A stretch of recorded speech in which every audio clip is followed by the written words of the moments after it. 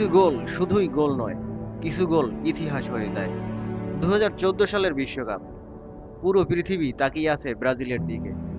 আর সেই মঞ্চেই জন্ম নেয় এমন একটি মুহূর্ত যা আজও ফুটবল ভক্তদের শিহরিত করে। 13ই জুন 2014, বিশ্বকাপের গ্রুপ পর্ব।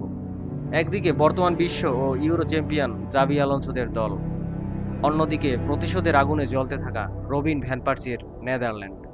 4 বছর আগে 2010 বিশ্বকাপ ফাইনালে স্পেনের কাছে হেরেছিল ডাচরা। সেই ক্ষত এখনো শুকায়নি। প্রথমার্ধে পেনাল্টি করে গোল করে স্পেন এগিয়ে যায়। সবকিছু যেন স্পেনের নিয়ন্ত্রণেই ছিল।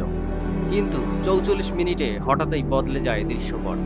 মিডফিল্ড থেকে অসাধারণ একটি লং পাস দেন দেলি ব্লাইন্ড। বলটি উড়ে যাচ্ছে স্পেনের ডিফেন্সের পেছনে, আর ঠিক তখনই রবিন ভ্যান পার্সি দৌড় শুরু করেন। 1 সেকেন্ড, 2 সেকেন্ড, তারপর যেন মাটির নিয়ম ভুলে গেলেন। তিনি ঝাঁপ দিলেন, উড়তে লাগলেন যেন আকাশে ভেসে থাকা এক ডাচ ঈগল। আর সেই অবিশ্বাস্য ডাইভিং হেড! স্পেনের কিংবদন্তি গোলরক্ষক ইগার ক্যাসিয়াসকে পরাস্ত করে জালে জড়িয়ে যায় বল। পুরো স্টেডিয়াম স্তব্ধ, ধারাভাষ্যকার চিৎকার করছেন। বিশ্বজুড়ে কোটি কোটি দর্শক বিশ্বাসই করতে পারছিলেন না তারা কি দেখছে। এটা কি সত্যিই হেড ছিল, নাকি কোনো সুপার হিরোর উড়ন্ত শট?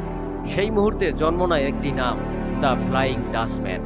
সেদিন নেদারল্যান্ডস শুধু ম্যাচ জিতেনি, তারা স্পেনকে 5-1 গোলে বিধ্বস্ত করেছিল।